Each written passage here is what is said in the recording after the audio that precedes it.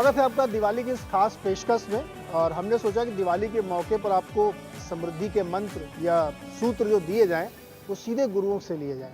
और अपने स्टूडियो बुलाने के बजाय मैं सीधे गुरु जी के घर पे आ गया ये सीखने के लिए कि आप दिवाली के मौके पर कैसे अपने आप को समृद्ध बना सकते हैं, अपने आप की वेल्थ क्रिएट कर सकते हैं, उसके लिए क्या तरीके हो सकते हैं, कैसे उसको सीखा जाए। तो इसलिए आज हम बातचीत करेंगे रामदेव अग्रवाल सर से और सुनील सर से। किसी परिचय के मोहताज नहीं है, मार्केट के बड़े दिग्गज हैं, दर्शकों का अनुभव है, तो दिवाली में गिफ्ट ले लेना चाहिए। रामदेव सर बहुत बहुत शुभकामनाएं दिवाली की। सुनील सर बहुत बहुत शुभकामनाएं दिवाली की। सभी व्यूअर को दिवाली की बहुत बहुत शुभकामनाएं। लेकिन आपने आज तो यहाँ पर एक्चुअल दिवाली खड़ा कर दिया। जो आपको लाइट और ये सब जितना माहौल बनाया है, आई थिंक एकदम दिल ऐसा लग रहा है कि दिवाली आज ही है, अभी है, आज ही दिवाली हो गई है। अच्छा, मेरा एक नारा लगाने का मन कर रहा था। मार्केट में चूंकि ये सब माहौल बना हुआ है तो मुझे ऐसा लगा कि आपने सुना भी होगा कि एफआईआई का घमंड टूटेगा, रिटेल निवेशक जीतेगा। एफआईआई का घमंड टूटेगा, रिटेल निवेशक जीतेगा। सही है? अभी आप जो बोले तो सब सही होगा। लेकिन नहीं, आप देखिए ना हमारे रिटेल निवेशक कितना खरीदारी कर रहे हैं। गोरों के पास बहुत माल पानी है और जो आपका बाजार बढ़िया चला है तो जितना बेचे थे उससे ज़्यादा कमा लिए वो। तो उनको जैसे 700 बिलियन डॉलर का था तो वो गिर के 600 बिलियन हुआ। और अब महीना भर में उन्होंने बेचना बंद किया तो वापस 700 750 हो गए। तो बाजार का रिकवरी इतना बढ़िया 14,000 से 17,000 का, उसमें वापस 750 बिलियन के पास हो गए। तो अगेन उनका पास काफ़ी फायर पावर है। बेचेंगे नहीं बेचेंगे उनकी मर्जी है, लेकिन वो भी डर रहे हैं कि अब कितना बेचें हाथ से करके। तो सुनिए सर, वापस तो आएंगे ना वो। हम लोगों ने इतना देख लिया उनको। मैं जब कह रहा हूँ ये नारा, तो ये नारा ये बात बताता है कि वापस तो आना पड़ेगा आपको। इतना अच्छा मार्केट छोड़ के आप कहाँ जाएंगे? देखिए, हम ऑब्वियसली भारत में रहते हैं तो हमें यहाँ बहुत अच्छा लगता है और रहना भी चाहिए। जहाँ यहाँ पे जो भी पॉजिटिव हैं उनका वेल्थ भी बना है और उनको मन की शांति भी मिली है। लेकिन आप है ना थोड़ा दुनिया की नज़र से भी देखिए। आई थिंक लास्ट 1 साल में जो हुआ है दुनिया में बहुत ही आई वुड से थोड़ा कंसर्निंग तो रहा है। चाइना का इशू, रशिया का इशू, और it is the biggest war after world war 2 in a sense कि इतनी सारी कंट्रियां डायरेक्टली इनडायरेक्टली इन्वॉल्व हैं। इन्फ्लेशन आज तक कभी 30-40 साल में यूरोप और यूएस में इतना नहीं हुआ जितना आपकी बार देखने मिला है। और पहले ना 2% 2.5% इंटरेस्ट रेट बढ़ाने के लिए यूएस को 2 साल लगते थे, अभी 4 महीने में उन्होंने 2.25% बढ़ा दिए। तो थोड़ा सा एक तकलीफ वाला माहौल रहा है और उस को देखते हुए आई थिंक उन्होंने जो किया है ऑब्वियसली एक रिस्क ऑफ ट्रेड था। तो ऐसा नहीं है कि खाली उन्होंने इंडिया में ही थोड़ा अपना एक्सपोजर कम किया। I think across the world risk asset कम किए हैं। दूसरी ये भी आपको देखना चाहिए कि आप जब भी पोर्टफोलियो मैनेज करते हो, अगर एक चीज़ आपकी थोड़ी सी ज़्यादा ओवरवेट हो जाती है क्योंकि उसने आउट परफॉर्म किया है, तो थोड़ा स्वाभाविक होता है कि आप रीबैलेंस करो उसको।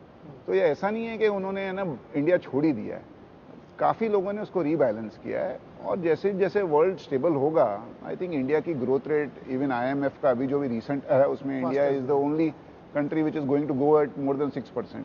तो it will take time but they will definitely come back, वापस आएंगे। अच्छा सर, ये बताइए अगली दिवाली तक के लिए हम लोग कम से कम उस फ्रेमवर्क में बात करें तो दिवाली की लैंग्वेज में मार्केट क्या रॉकेट रहेगा, अनार रहेगा, फुलझड़ी रहेगा, क्या रहेगा?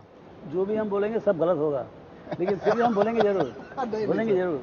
देखिए क्या है, मेरे को लगता है कि मल्टीपल बहुत बढ़िया है। हाँ। जो पी मल्टीपल है अभी जो है 21-22 का जो भी मल्टीपल है निफ्टी का, वो ठीक है, मतलब अच्छा रिच मल्टीपल है। अब सवाल क्या है कि अर्निंग्स ग्रोथ कितना होगा। तो यदि अर्निंग्स ग्रोथ यदि 12-15% हुआ, थोड़ा कम होते जा रहा है, इस क्वार्टर में 3% से काट दिया रिसर्चर्स, हेड ऑफ रिसर्च ने। तो यदि ये अर्निंग्स ग्रोथ जैसे अभी 725 है, वो 850 की बात थी, अब 825 की बात कर रहे हैं। उसके अगले साल मतलब 24 की जो अर्निंग जो है वो पहले 1000 के आसपास की बात चल रही, 950 के, अब ओके 900 की बात चल रही। यदि 900 950 आ गया, मतलब 24 में यदि 2-4 चीज़ें सेटल हो गई तो फिर देन मतलब हो सकता है 15-20% बाजार में मिल जाए। पर रॉकेट वाली बात नहीं है। तो अभी का माहौल देखते हुए एक्सपेक्टेशन हैज़ टू बी थोड़ा कंटेंट रहना चाहिए। और अर्निंग्स को जितना हो उतना ही मिल जाए, बहुत बढ़िया है। सुनिए सर, मार्केट में लोग कहते हैं कि अच्छा समय होता है हमेशा शेयर खरीदने के लिए, उसमें कोई बुरा समय नहीं होता। सही है ये? देखिए आपके इन्वेस्टमेंट के व्यू पॉइंट से वो उसको आपको देखना पड़ेगा। अगर आपका इन्वेस्टमेंट का पीरियड 1 हफ्ता है तो ये बिल्कुल गलत है। हाँ, लेकिन अगर आपका इन्वेस्टमेंट का जो ड्यूरेशन है वो 5-10 साल है तो आप कभी भी खरीदिए, आपको over a period of time उसमें कुछ इम्पैक्ट नहीं आएगा। आप देखिए ना, सपोज आपने 5 साल के लिए इन्वेस्ट किया और आपने 5-7% ऊपर भी ले लिया तो आपको साल में आधा 1% की रिटर्न में इम्पैक्ट आएगा। लेकिन नहीं किया तो ये हो सकता है कि आपका बेस्ट पीरियड आप मिस कर जाओ। जैसे अभी मई के टाइम पे बहुत मंदी का माहौल हो गया था मई जून में, आपने अगर वो मिस कर दिया तो आपको फिर 15% ऊपर ही लेना पड़ेगा। अब बैंक देखिए, बैंक सब 25-25, 30-30, 40-40% ऊपर हो गए, तभी it was the worst performing sector, किसको बैंक लेना नहीं था। तो आई थिंक बहुत डिफिकल्ट है ये कहना। लेकिन अगर आपको ये आपको लगता है, जो हमें तो लगता है कि इंडिया की इकोनॉमी ये 3 ट्रिलियन की 6 ट्रिलियन हो जाएगी, अगर आप तेजी में हो तो आप बोलोगे कि 6 साल में हो जाएगी, अगर आपको लगती है मंदी है तो 8 साल में होगी, होनी तो है ही। तो फिर आपको फिर नहीं रुकने की जरूरत है। तो मतलब नेट ये है कि आपको अगर पोर्टफोलियो के लिए, वेल्थ क्रिएशन के लिए लेना तो आप कभी भी लीजिए, बहुत ज़्यादा सोचिए मत। एक ख्याल है कि इंडियन इक्विटी, मैं तो 40 साल से हूँ, 100 का सेंसेक्स से 60,000 का सेंसेक्स देखा हूँ मैं, रोज आता हूँ बाजार में। ओके, तो मेरे को मंदी तो कुछ समझ में नहीं आती है, ठीक है, क्वेश्चन हो रहा है जो बातचीत करने के लिए होता है, लेकिन the best time to buy is when you have the money and best time to sell is when you need the money. आप इस समय खरीदारी कर रहे हैं सर? मेरे पैसा आएगा तो मेरा करता हूँ, मेरे पास तो पूरा ही पैसा तो आ ही रहा है सर, खूब आ रहा है। नहीं, कहाँ से आएगा मेरे पास पैसे? सैलरी तो पूरा टैक्स में चला जाता है। और जो डिविडेंड है वो साल में 2 बार देते हैं मोतीलाल जी, तो जब आएगा डिविडेंड तो खरीदेंगे शेयर। हम लोगों को पैसा आ रहा होगा, म्यूचुअल फंड का पैसा आ रहा होगा। नहीं, अच्छा, उधर आता है पैसा, वहाँ तो पैसा आते ही सब उड़ जाता है, पूरा सब हम खरीद डालते हैं। क्या खरीद रहे हैं? जैसे दिवाली शॉपिंग कर रहे होंगे आप लोग, क्या किस टाइप की शेयर या सेक्टर, क्या खरीद रहे हैं आप? क्या खरीद रहे हैं? अभी देखिए, एक तो क्या है, फाइनेंशियल्स में अभी क्या है, क्रेडिट साइकिल बहुत दिन के बाद टर्न हुआ है। हाँ, आपका क्रेडिट ग्रोथ 15-16% हो गया है, क्रेडिट कॉस्ट नीचे आ रहा है, बाउंस रेट नीचे आते आ रहा है। सो एक जो पोस्ट कोविड जो रिकवरी हो रही है उसमें फाइनेंशियल्स की हालत बहुत ही बढ़िया है। मेरे ख्याल से लास्ट 15-20 साल, 15-17 साल में भी मुझे नहीं लगता कि फाइनेंशियल सेक्टर का इतना अच्छा टाइम रहा हो। मेरे लगता है it is a lenders market. तो और ये साइकिल जो है 6 महीने 8 महीने की नहीं होती है, ये चलेगा, मतलब रुकेगा थोड़ा बहुत, बट ये 3-4 साल का है। जब तक वापस आप गंदा लैंडिंग नहीं करोगे, अभी तो कॉशियस लैंडिंग चालू है, एक ऐसा समय आएगा जब गलत लैंडिंग होगा, गलत आदमी को गलत अमाउंट दिया जाएगा, गलत रेट में दिया जाएगा, तब वो अभी नहीं हुआ अभी, फिर उसके बाद वो खराब होता है, तो अभी नहीं हुआ अभी, तो अभी बुक बनने दो, अभी नया बुक बनने दो। तो मेरे ख्याल से ये लंबा साइकिल है। सारे लोग जिनसे भी मैं बैंक एंड फाइनेंशियल में बहुत बुलिश हैं और बैलेंस शीट बहुत क्लीन है, ट्विन जितनी बैलेंस शीट होती है सब क्लीन है, हमारी भी क्लीन है, कंपनी की क्लीन है, सरकार की भी, सरकार की थोड़ी गड़बड़ है अभी। तो ये रीजन है या और कोई खास वजह? नहीं, मेनली सी लेंडर मरता कहाँ पर है, जब खराब लैंडिंग करके, तो प्री कोविड ही साफ सफाई हो गया था और जितना कुछ बाकी था सब कोविड में साफ हो गया, तो डबल स्ट्रेस टेस्ट हो गया। तो अब उसके बाद कोविड से अभी 6 महीना पहले निकले आप, अब 6 महीने में कितना लैंडिंग है, कोई बुक हुआ ही नहीं अभी तो। अब नया बुक बनाओगे उसमें ही आपका खराब होगा ना, नया बुक में पक्का खराब होगा। जैसे जैसे आगे बढ़ेंगे आप, मार्जिनल बारोअर जो है उनको आप खराब लैंडिंग करेंगे, but that will happen after 2-3 years. तो ये साइकिल चलेगा अभी, तब की तब देखी जाएगी, 3-4 साल अभी तो साइक्लिकल है ना, बढ़िया चलेगा। सर आप भी बैंकिंग में शॉपिंग कर रहे हैं? अच्छा, आईटी नहीं खरीदा, इतना सस्ता हो गया है, बड़ा लोग बताते हैं। तो है ना, नॉर्मली जो लोग शॉपिंग करते हैं वो सेल के टाइम पे करते हैं, सेल जब भी लगता है तब करते हैं। शेयर बाजार एक ही समय ऐसा है जब ये सेल लगता है ना, तभी किसी को शॉपिंग नहीं करनी है। तो शॉपिंग करने का समय आया था तब लोगों ने शॉपिंग नहीं की है। अभी जैसे फाइनेंशियल जैसे हमने बात की है, आई थिंक जून में वही आईसीआईसीआई बैंक, वही स्टेट बैंक, वही एक्सिस बैंक, अभी जो भाव है उससे 30-35% नीचे मिल रहे थे।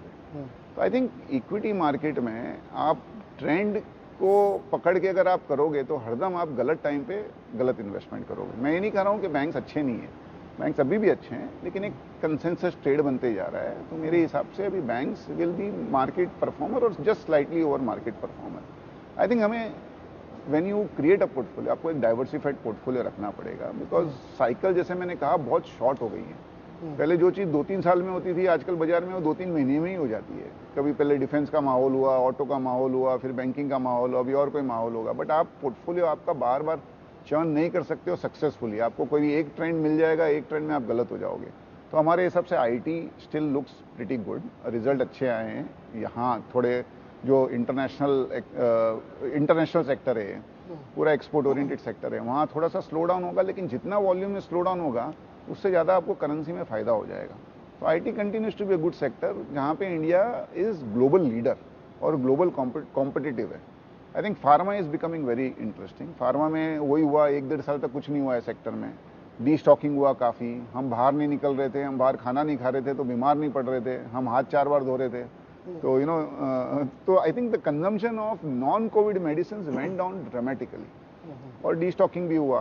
आई थिंक अब वो फिर से आ रहा है again. It's a good sector from an export perspective because currency का आपको टेलविंड है। आई थिंक वो सेक्टर भी थोड़ा सा नॉन कंसेंसस है, वो देखना चाहिए। और इंडिया में ग्रोथ हो रही है तो कैपिटल गुड्स, बट उसमें वैल्यूएशन आर नॉट कंफर्टेबल, और डोमेस्टिक आई थिंक कंजम्पशन। हमने सुना है ऐसा कि जब मार्केट एक बार नीचे आता है उसके बाद जब दोबारा से वो बड़ी रैली शुरू होती है तो उसके सिकंदर बदल जाते हैं, लीडर्स दूसरे हो जाते हैं। कोई ऐसा होता है क्या? पक्का होता है ना, जहाँ गलती को वहाँ पर नहीं जाओगे ना आप। हाँ। दूध का जला भी छाछ को फूक के पीता है। तो अभी सब डिजिटल में मरे हुए हैं, सब हाँ। टेक में लगा है, तो सब टेक बेच रहे हैं, लेफ्ट राइट एंड सेंटर बेचते जा रहे हैं। लॉन्ग टर्म जो भी होगा, लेकिन शॉर्ट टर्म में तो भी सब हाँ। भाग रहे हैं वहाँ से। अब जा कहाँ रहे हैं? नॉन टेक में। हाँ। सो आप देखिए 2000 में बूम हुआ Y2K का, 2000 में बहुत अत्याचार हुआ Y2K में। उसके बाद जो है जब सब वहाँ से करेक्ट होके वापस चालू हुआ 9/11 के बाद, तो सब फिनेंशियल्स में जाके गए। मॉर्गेज मतलब ग्लोबल फाइनेंशियल क्राइसिस हुआ। ओके, सो टेक फाइनेंस, फिर बोले अब फाइनेंस में बहुत लफड़ा हो गया। तो 2000 में क्या, 2020 में क्या किए? डिजिटल कंपनीज में किए, अगेन टेक वापस आया। अब टेक में बूम नहीं होगा, टेक में भी करेक्शन चलेगा अभी। जितना एक्सेस है सब खत्म होगा अभी, 5-7 साल तक चलेगा वो। फिर तो लेकिन बाजार liquidity has to find a new hero, new place to emerge. दूसरे एक्सप्लोजन होगा। तो मुझे लगता है या तो फिनेंशियल्स में होगा, लेकिन मेरे को ऐसा लगता है पक्का कि नॉन टेक एक्सप्लोजन होगा। चाहे वो रियल एस्टेट हो, चाहे फिनेंस हो, चाहे डिफेंस हो, चाहे फार्मा हो, world will find and finance क्या है? फिनेंस बहुत बड़ा है पूरे वर्ल्ड वाइड, मतलब हर तरीके की चीज़ें, उसमें फिनटेक भी है, उसमें बैंक्स भी हैं, NBFCs भी हैं, हाउसिंग फाइनेंस कंपनीज भी हैं, स्पेशलाइज्ड लेंडर्स भी हैं। तो बड़ा सेक्टर है, बहुत बड़ा प्रॉफिट आता है। ऑलमोस्ट मेरे ख्याल से सब सेक्टर मिला के, इंश्योरेंस और मिला के almost 35% of the total corporate profits बिल्कुल आर कमिंग फ्रॉम से। तो यदि आप टेक में नहीं जा रहे हो तो फिनेंस में एक बड़ा तूफान आ सकता है। पता नहीं बाजार कहाँ किस तरफ मोड़ लेगा, लेकिन वो ये तो क्या पानी की धारा है। यदि आप टेक से बाहर निकल रहे हो तो कोई ना कोई बड़ा सेगमेंट आपको खोजना पड़ेगा जहाँ वो इंक्रीमेंटल लिक्विडिटी जा सके। तो मुझे लगता है it will be non tech. तो ये नया नॉन टेक वाला हीरो दिख रहा है अभी कि ये भाई साहब को पूछिए, इनको ज़्यादा अंदाज होता है। सुनील सर आप बताइए, नया हीरो जो आने वाला है? नया हीरो है ना, first thing is do you agree with my observation only? But खाली एक ही चीज में मैं डिफर करूंगा भैया। अभी जो डिजिटल है ना, ये हमारे जिंदगी का एक इंटीग्रल पार्ट हो गया है, जो 2000 में नहीं था। 2000 में इट वाज होप, अब वो हो गया इंटीग्रल पार्ट। जैसे अभी नेटफ्लिक्स का रिजल्ट आया, again subscriber numbers have shot up dramatically, क्योंकि हमारे को आदत पड़ गई है, हमारे को अमेजोन से मंगाने की आदत हो गई है, हमारे को डिजिटल में कुछ करने की आदत हो गई। It is become a integral part. और the good thing is stock correction है ना, ब्रूटल रहा है। 10-20% नहीं गिरे, 80-80% गिरे। तो जो 5 साल 7 साल में जो करेक्शन आना था ना, वो 1 साल में ही आ गया। That is what I was trying to highlight, कि जो पहले 2-3-4 साल में होता था ना, आजकल वो 2-3 महीने में हो जाता है। बिकॉज सब ज्ञानी है, सबके पास न्यूज है इंस्टेंट। मानिए आप अभी आपने इंटरव्यू लिया, 15 सेकेंड बाद में सबको हमारे फोटो मिल जाएंगे व्हाट्सएप पे। इतना इंस्टेंस है। तो I think that's why I think that cycles are shortened. तो पहले जो 5-7 साल लगता था, हो सकता है थोड़ा सा कम समय लगे। At the same time mostly है ना, and it applies to us also, वो नया ट्रेंड होने के बाद में पता चलता है ये ट्रेंड अच्छा था। वही ट्रेंड कौन सा? एक बड़ा अच्छा ट्रेंड इमर्ज, आपने कंजम्पशन और डोमेस्टिक की बात की है सर। ये जो नेटफ्लिक्स की आप बात कर रहे हैं, जिसका भी बहुत अच्छा सब्सक्रिप्शन 26 लाख नया बढ़ के आया, और अच्छा 2 दिन पहले इन्होंने डराया भी था कि मैं एक नया प्लान लेके आ रहा हूँ, थोड़ा सस्ता वाला है, जो US के लोगों को मिल जाए। अपने भारत में आप देखिए तो बहुत सारी फिल्में बन के आ रही साउथ से, और वो 400 करोड़ 500 करोड़ 600 करोड़ का बिजनेस कर ले रही ओवर द वीकेंड। तो क्या ये जो हमारे आगे OTT नहीं, जो हमारे पिक्चर वाले या डिस्ट्रीब्यूशन वाले या इस तरह के बिजनेसेस में बड़ी ग्रोथ दिख सकती है? देखो, इसमें एक थ्रेट भी है और अपॉर्चुनिटी भी है। अपॉर्चुनिटी पहले बात करेंगे, क्योंकि हम लोग पॉजिटिव ही रहना चाहते हैं। जैसे साउथ की पिक्चर है, अभी हमने पूरा है ना अब्जॉर्ब कर लिया, हम भी देख रहे हैं। I think it is a big opportunity for Indian film industry to go global. आज कोई पिक्चर यहाँ 200 करोड़ करती है, अगर वो यूएस में हिट हो गई तो $1 बिलियन करेगी वो। करेक्ट। यू नो, तो I think that is an opportunity, because ये सब ओटीटी प्लेटफॉर्म से है ना, लैंग्वेज का बैरियर नहीं रहा। मैं बहुत बार देखता हूँ, बहुत अच्छी लगती है कोई मूवी या कोई सीरीज, पता चलता है स्पेन में बनी है या मैक्सिको में बनी है या नीदरलैंड की मैंने एक सीरीज देखी, बहुत अच्छी थी। तो I think this whole language barrier is gone. आपको डब किया हुआ और इतना अच्छा डब किया हुआ मिलता है, आपको समझ ही नहीं आता। तो I think that is an opportunity. Threat है आपको नए नए वे में आपको कंज्यूमर तक पहुंचाना पड़ेगा। पहले थिएटर में जाके आप कंज्यूम करते थे, अभी वो महीने 2 महीने में ओटीटी में आ जाती है। तो पहले आप 5 मूवी देखते थे बाहर थिएटर में जाके, हो सकता है अभी आप 1 या 2 ही देखो। आपको थोड़ी लैविश बनानी पड़ेगी पिक्चर, ताकि लोग थिएटर में जाके देखें। आपको बड़ी स्क्रीन पे पिक्चर देखने के लिए आपको लैविश बनानी पड़ेगी, ताकि उसमें कुछ स्पेशल इफेक्ट हो। तो वो थोड़ा सा एक थ्रेट भी हो सकता है, बट कंटेंट मेकर को अपॉर्चुनिटी बहुत बड़ी है। बिकॉज अल्टीमेटली आप भले ओटीटी पे हो या थिएटर में हो या टीवी में हो, अल्टीमेटली कंटेंट तो चाहिए आपको, राइट? तो कंटेंट विल बिकम किंग। ऐसा तो एक कंटेंट और लोग जानना चाहते हैं, जो दर्शक देख रहे हैं ना, वो उनको हमेशा मन रहता है कि वो अमीर बने, पैसे कमाए, पैसे से पैसा कमाना। अपने ट्रेडिशनली ये बड़ा लैकिंग था कि लोगों को लगता था कि पैसे से पैसा कमाना मतलब सूदखोरी करना है क्या। तो लोगों ने कहा नहीं भाई, पैसे से पैसा कमाना चाहिए, आप बहुत तरीके से अमीर बनने। तो सर नुस्खा क्या अमीर बनने का? कैसे मतलब धैर्यपूर्वक बैठे रहें, खरीद लें और फिर 10 साल बाद जागें? क्या नुस्खा क्या है सर? देखिए, आप यंग हैं, एक तो पहले यंग हो चाहे कोई भी हो, पहले आप कंपाउंडिंग सीखें। ये इधर क्या है, आपका मतलब कहानी सुनाई पड़ेगी, 200 का बढ़ गया या 300 का बढ़ गया, लेकिन आपके पोर्टफोलियो में वही मार्केट प्लस 3-4% ही आने वाला है। तो आप ये समझ लो, यहाँ पर जितने लाखों करोड़ रुपए आ रहे हैं, सबको जो 12-13% जो बाजार का स्पीड है उतना ही मिल जाए तो भी बहुत बड़ी बात है। 90% people don't get the index return, 90% people, क्योंकि वो गलत टाइम में खरीदते हैं, गलत टाइम में बेचते हैं। तो पहले तो ये है कि आप इंडेक्स रिटर्न के लिए तैयार रहें। तो ऐसे 150 लोग हैं बाजार में, जो यदि इंडेक्स 15% कर रहा है तो 20, 25, 30% कमा ले। जैसे ये है, ये कमा सकते हैं, है ना? ऐसे 25-50 हैं, समझे ना, जिनका कुछ लोग का नाम नहीं मालूम होगा मुझे, लेकिन ये लोग कर सकते हैं।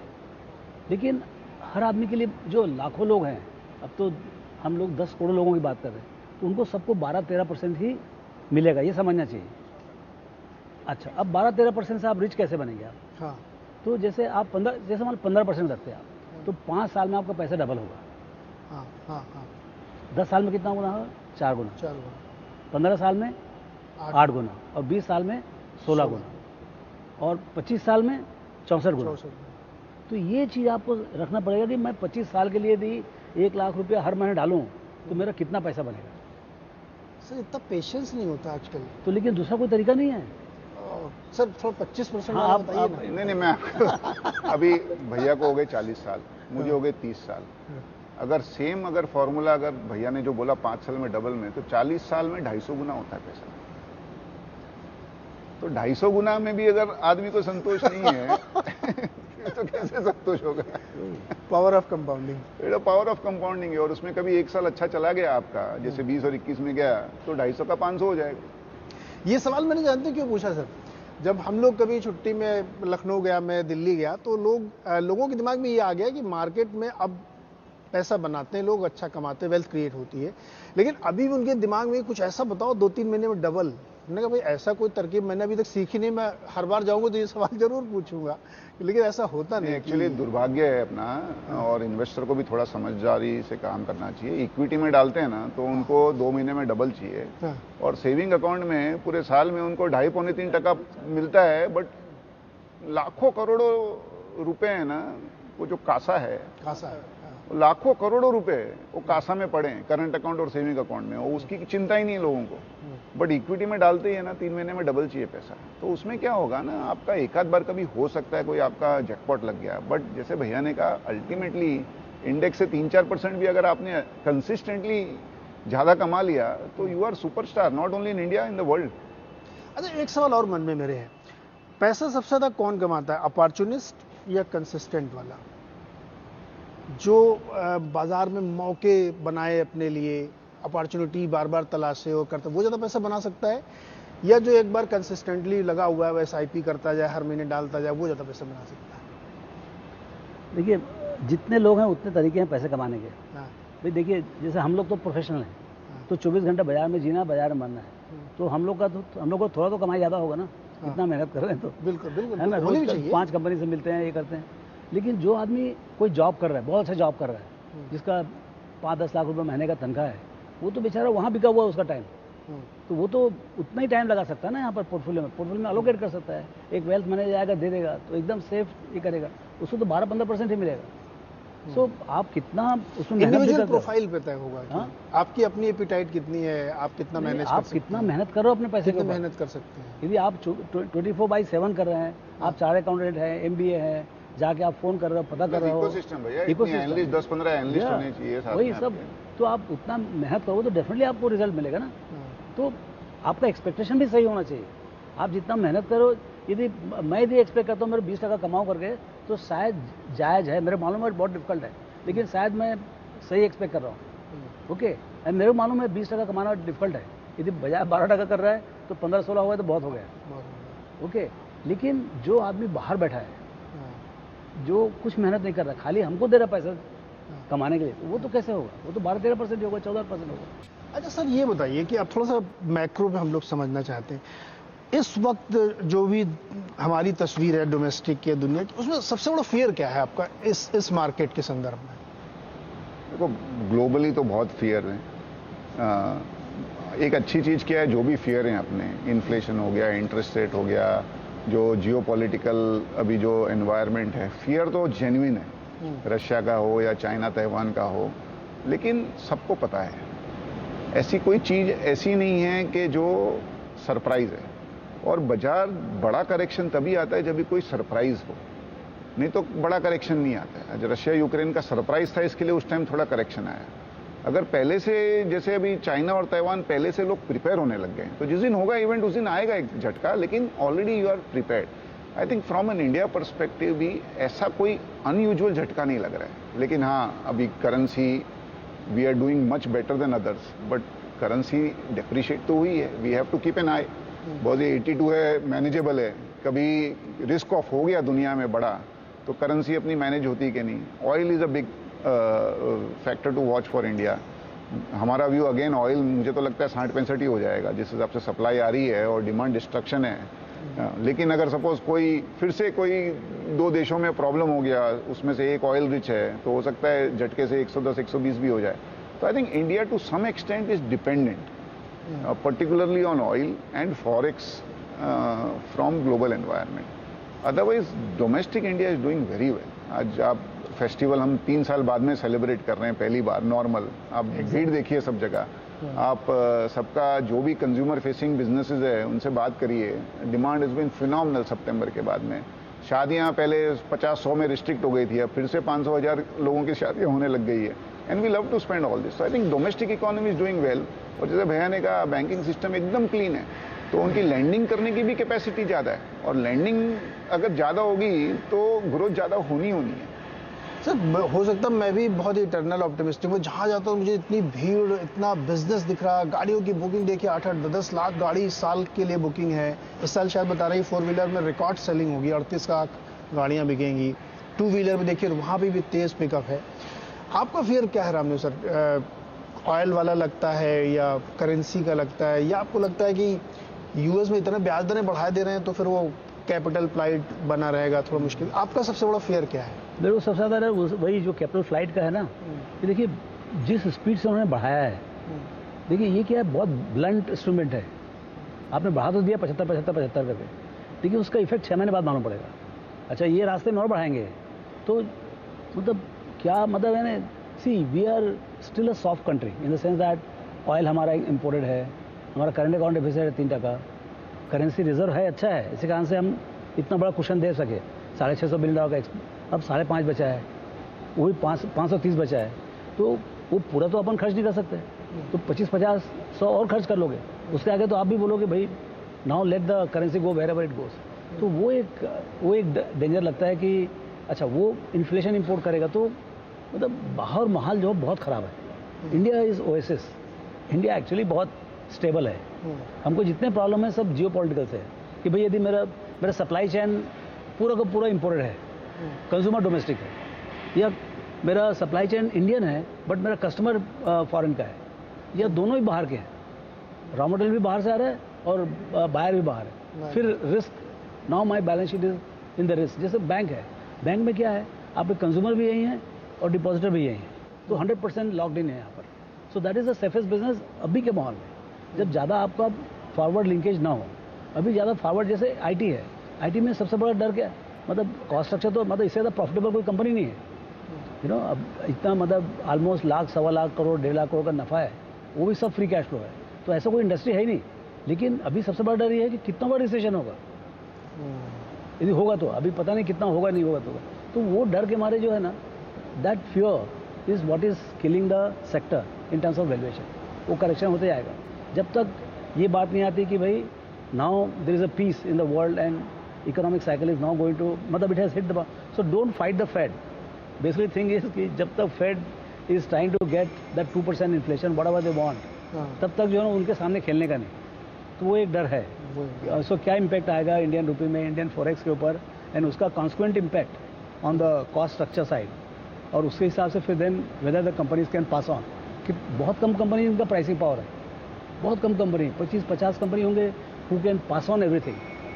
तो सो जो अर्निंग्स जो रिस्क है, मेरे को सबसे बड़ा रिस्क लगता है कॉर्पोरेट अर्निंग्स का। कॉर्पोरेट अर्निंग्स यदि बनते हैं तो बाकी दुनिया कोई अंतर नहीं पड़ता है।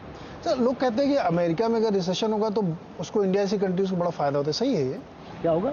इंडिया जैसी कंट्रीज को बहुत फायदा होता है अगर यूएस में रिसेशन है तो। कोई ऐसा कोई, यदि पूरा यदि विश्व यदि स्लो डाउन होता है, हाँ। हर कंट्री को इम्पैक्ट पड़ेगा, अमेरिका को भी इम्पैक्ट पड़ेगा, हमको सब इंटरडिपेंडेंट है, कहीं कहीं से लिंकेज है, चाहे वो एफडीआई हो, चाहे एफआई हो, चाहे रेमिटेंस हो, चाहे एक्सपोर्ट्स हो, इम्पोर्ट्स हो, हर चीज़ लिंकेज है। आई डोंट थिंक कि मतलब अमेरिका एकदम स्लो डाउन हो जाए, 0 हो जाए, 2% नेगेटिव हो जाए, India will keep standing like a rock and 7% growth will keep happening, मेरे को नहीं लगता है। ऐसा होता नहीं। सुनिए सर, एक बड़ा मेरा ऑब्जर्वेशन, आप मुझे उसमें थोड़ा समझाइए। पिछले कुछ 1-2 साल कह सकते हैं आप, या कोरोना के बाद से रादर, कि दुनिया की जो इकोनॉमीज है वो फ्री मार्केट से स्ट्रक्चरली थोड़ा चेंज होके गवर्नमेंट कंट्रोल्ड मार्केट में आ गई, क्योंकि उस समय बहुत पैसा डाला गया, फिर गवर्नमेंट ने कंट्रोल किए, दुनिया भर में हर इकोनॉमीज में ऐसा हुआ, और गवर्नमेंट के कहने पे प्रिंट किए गए पैसे कि इस सेक्टर को दो, इस सेक्टर को दो, और काउंटर गारंटीज ली गई। फ्रांस में और इटली में, जर्मनी में तो सरकार ने काउंटर गारंटी ली कि आप इसको दीजिए, और इसीलिए वहाँ डेट टू जीडीपी 300-300% तक पहुंच रहा। फ्रांस में तो 400-500% है। तो ये एक ऐसी स्थिति बन रही जहां गवर्नमेंट डिसाइड कर रही कि इकोनॉमी कैसे रन करेगी, रादर की फ्री मार्केट करे। ये एक अच्छी स्थिति है कि ये आपको लगता है कि थोड़ी बुरी स्थिति है? पर्टिकुलरली कोरोना के टाइम पे ये बहुत नेसेसरी था। आप कभी सीरियसली कोई बीमार होता है, हमको पता है स्टेरॉइड देना बहुत हार्मफुल है बॉडी के लिए, लेकिन तब अगर स्टेरॉइड नहीं दोगे तो फिर वो बचेगा ही नहीं आदमी। अब तब बोलोगे नहीं मैं इसको है ना ऐसी दवाई आयुर्वेदिक देता हूँ दवाई, तो जिंदा ही नहीं बचेगा। तो I think at that point of time it was necessary जो इन्फ्यूजन किया। और क्या है ना, आप इंडिविजुअल हो या गवर्नमेंट हो, 90% प्रॉब्लम पैसे से सॉल्व हो जाता है। तो वही उन्होंने सॉल्व करने की कोशिश की। अभी एक बार सॉल्व करने की कोशिश की, अभी उसको they have to slowly pull back. लेकिन उस दौरान ये रशिया और यूक्रेन का इशू आ गया, जिसके वजह से सब कमोडिटी के भाव ऊपर नीचे हो गए, सप्लाई चेन बहुत ये हो गई। तो I think you are right कि जो फेड है और दूसरे सेंट्रल बैंक है दुनिया में, वो सब ने सिंक्रोनाइज करके एक कॉल लिया है कि भाई चलो अभी इसको हम सपोर्ट करते हैं। अभी पेनफुल भी होगा जब पैसा वापस लेंगे, लेकिन we'll have to bear it. I think the other trend is deglobalization. Last 15-20 साल में पूरी दुनिया है ना ग्लोबलाइजेशन की तरफ थी, कि सामान उधर से खरीदो जहां सबसे सस्ता बनता है, सर्विसेज वहां लो जहां सबसे सस्ती है। तो India became the service capital, China became the manufacturing capital, Brazil became the agri capital. But अब लोगों को लगता है कि नहीं, अभी मैं चाइना पे डिपेंडेंट हो गया, सेमीकंडक्टर अगर ताइवान पे कुछ हो गया तो यूएस को सेमीकंडक्टर नहीं मिलेंगे। हमने देखा गैस रशिया ने नहीं दी तो यूरोप में बिजली के भाव 10-10 गुना बढ़ गए। तो I think now there is a little bit of move from globalization to deglobalization. तो उसमें भी next 3-4 years are going to be challenging. तो आपने पहले पूछा था कि रॉकेट होगा कि बॉम्ब होगा कि क्या होगा। रॉकेट का मजा है ना 15 सेकंड तक ही रहता है, बहुत मजा आता है, लेकिन वो 15 सेकंड में गायब हो जाता है। तो you have to be in such a scenario that उसका मजा थोड़ा लंबे समय तक रहे।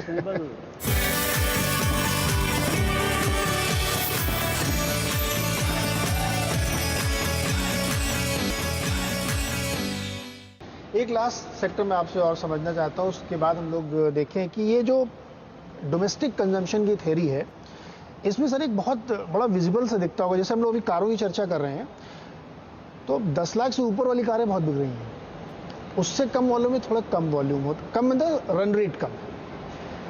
या आप कपड़ों में जाइए तो वहाँ प्रीमियम बहुत ज़्यादा बिक रहे हैं, मास वाले प्रोडक्ट में उतनी डिमांड नहीं है। ये किसी भी चीज़ में आप लाइफ स्टाइल में जाइए तो वहाँ पे प्रीमियमाइजेशन हो गया, जिसको इकोनॉमिक्स कहते हैं, के शेप रिकवरी है। मैं उस वर्ड को यूज़ नहीं करना चाह रहा था, लेकिन मैं ये कह रहा हूँ कि इन्वेस्टर की तरह हम लोग सोचें तो जो प्रीमियम सेगमेंट है वो बहुत तेज़ी से ग्रो कर रहा है। अब मान्यवर को ही ले लीजिए आप, हर साल 30-40 लाख शादियाँ होती हैं, उसमें से अगर 10% भी उन्होंने गेन किया, जो कि अकेले वही बड़े रिटेलर हैं, तो बड़ा भारी उनको प्रॉफिट हो जाता है। तो क्या ये एक स्ट्रक्चरल थीम इंडिया में अब डेवलप हो रही है? हालांकि यहाँ पे अभी भी लुई विटॉन जैसा कोई ब्रांड नहीं है, तो ये एक थीम हो सकती है क्या, या ऐसा कुछ आप लोगों को दिखता है? देखिए, अभी रिकवरी लोअर एंड में, मिड एंड लोअर में थोड़ा डिलेड है। अपर एंड तो ऐसे भी कुछ इम्पैक्ट नहीं पड़ा था, इन्फ्लेशन का इम्पैक्ट ही नहीं भैया हाँ, उनको इफेक्ट ही नहीं है। अभी मेरे को जितना कंज्यूम करना मैं करूँगा, जो मन में आ रहा है मैं खरीदूंगा। 3 साल से कुछ नहीं खरीदे तो चलो भाई पूरा नया वार्डरोब बदल दो, ये कर।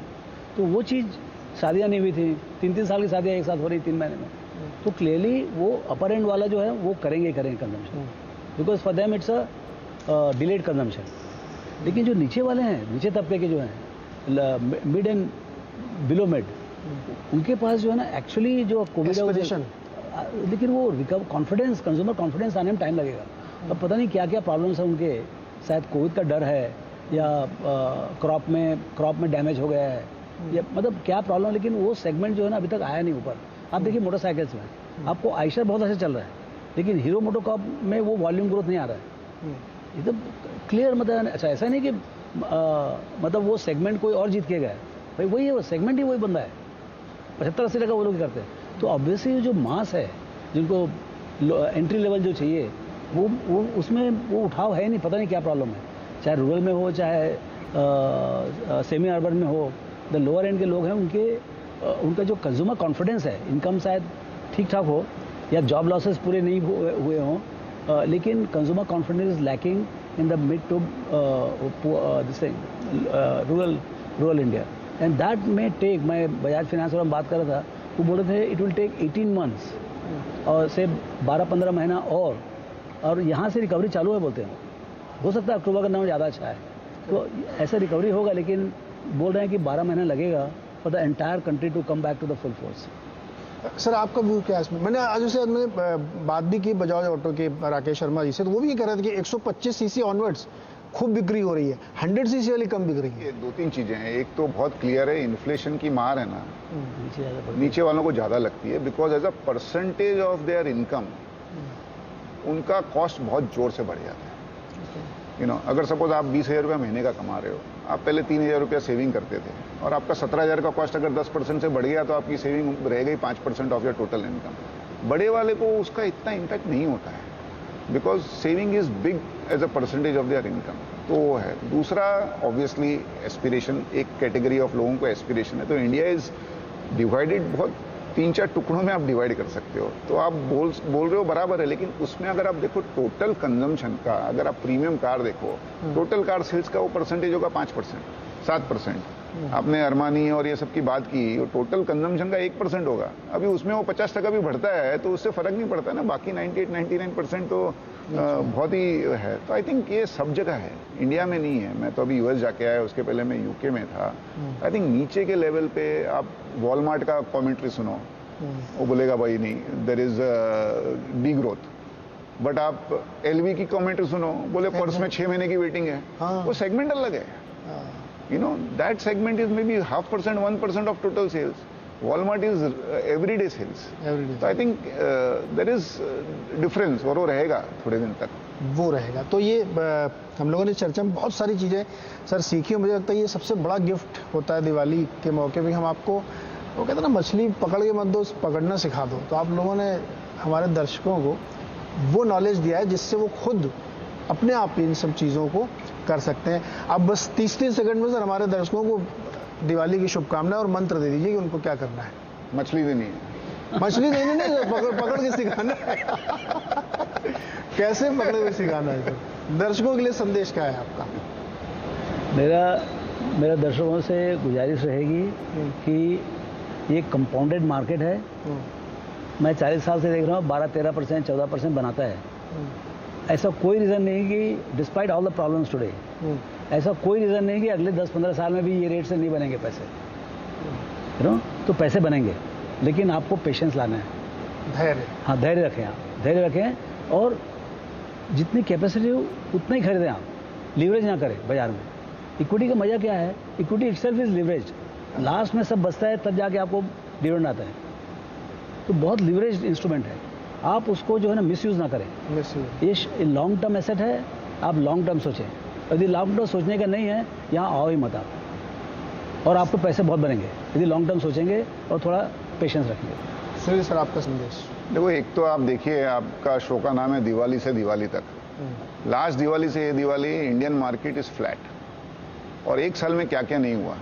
चाइना में डिजिटल प्रॉब्लम हुआ, रियल एस्टेट का प्रॉब्लम हुआ, रशिया यूक्रेन का इशू हुआ, inflation 30-40 year high, interest rate 3 महीने में 2.5-3% बढ़ गया। जो भी प्रॉब्लम होना था, कितने प्रॉब्लम हो गए, फिर भी एज अ कंट्री हम दिवाली से दिवाली तक फ्लैट हैं, तो आई थिंक दैट शोज कि इंडियन इकोनॉमी बहुत फास्ट ग्रोइंग इकोनॉमी है और ये दुनिया को आउट परफॉर्म करेगी। अभी भैया की बात से मैं एकदम सहमत हूँ, आपको धैर्य रखना पड़ेगा। दूसरा एक है कि अगर आपको कॉन्फिडेंस है कि इंडिया ग्रो होगा और आप पॉजिटिव हैं, तो ही आप इक्विटी में इन्वेस्ट करिए। अगर आपको लगता है देश मर जाएगा, इक्विटी डूब जाएगी, तो आप फिर इन्वेस्ट ही मत करिए ना, because this is a asset class which is only for positive and optimist people. अगर आप नेगेटिव है तो आप सोना रखिए या तो गद्दे के नीचे है ना नोट रखिए। इक्विटी में आपको इन्वेस्ट करने के लिए आपको ये बहुत क्लियर रखना पड़ेगा कि future is going to be better than today, then only invest in equity. अब वो प्रोफेशनल ऑप्टिमिस्ट के लिए this is a heaven and pessimist के लिए this is a hell. Yes, professional निराशावादियों के लिए मार्केट बहुत अच्छा नहीं होता। हमारे दोनों सर्स ने, सुनील सर ने, रामदेव सर ने, हमें ये बताया कि अगर आप पेशेंस रखेंगे और इंडिया की स्टोरी पे भरोसा रखेंगे तो आप वाकई अपनी समृद्धि के लिए खुद अपना इतिहास, अपना मुस्तकबिल लिख सकते हैं। किसी ने मुझे बताया कि आप सबसे बुरा दिन था खरीदने का स्टॉक दिसंबर 2007 का, उसके बाद मार्केट का क्या हुआ हिस्ट्री है। लेकिन आज उसी व्यक्ति का जिसने सबसे ख़राब दिन खरीदा था, आज आप 2022 में देखेंगे तो 4 गुना उसका भी मार्केट हो चुका है। तो आपको ट्रस्ट होना चाहिए, भरोसा होना चाहिए हिंदुस्तान की स्टोरी पे, और पेशेंस होना चाहिए, जो रामदेव सर कह रहे हैं कि वो मूल है। आप चुपचाप धैर्य से आराम से बैठिए, नॉइज़ को कट करिए और समृद्धि के मंत्र आवाज़ देख के सीखते रहिए। बहुत बहुत शुक्रिया हमारे साथ जुड़ने के लिए रामदेव सर, सुनील सर, बहुत बहुत शुक्रिया और दिवाली की हार्दिक शुभकामनाएं। आपको भी हार्दिक बहुत बहुत